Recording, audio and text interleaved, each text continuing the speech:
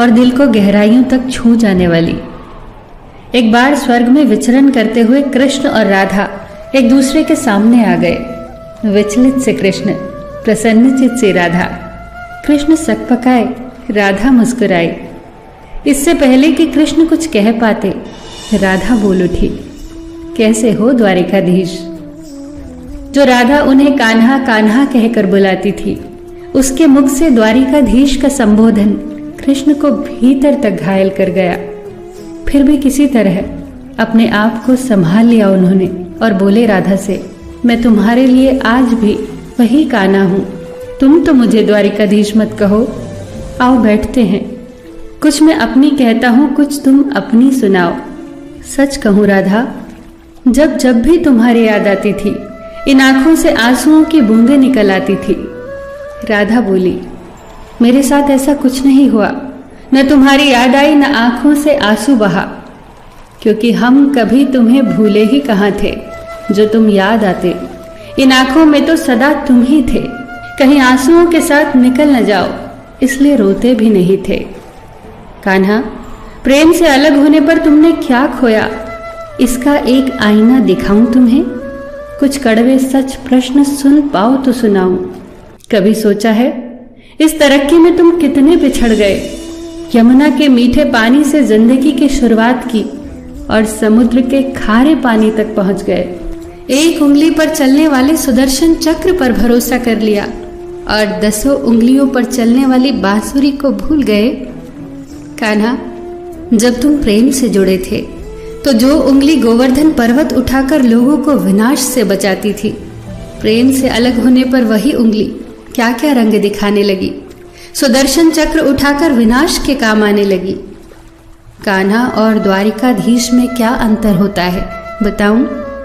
कान्हा होते तो तुम सुदामा के घर जाते, सुदामा तुम्हारे घर नहीं आता।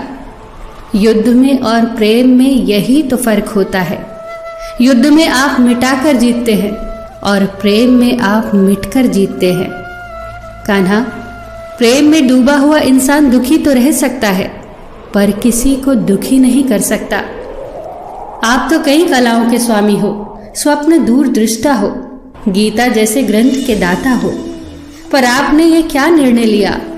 आपने अपनी पूरी सेना कौरवों को सौंप दी और अपने आप को पांडवों के साथ कर लिया।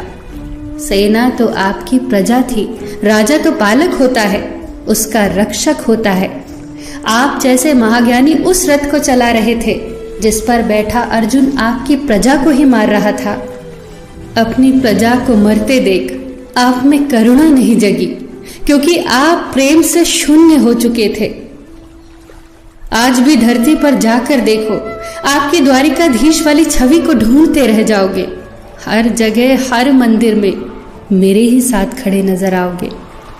मैं जानती हूँ कान्हा, लोग गीता के ज्ञान की बात करते हैं, उसके महत्व की बात करते हैं, पर धरती के लोग युद्ध वाले द्वारिकाधीश पर नहीं, प्रेम वाले कान्हा पर भरोसा करते हैं। गीता में मेरा दूर दूर तक नाम नहीं है, पर आज भी लोग उसके समापन पर राधे राधे कहते हैं। ये कहानी काल्पनिक जरूर है, पर इसके भीतर छिपी सीख बहुत महत्वपूर्ण है।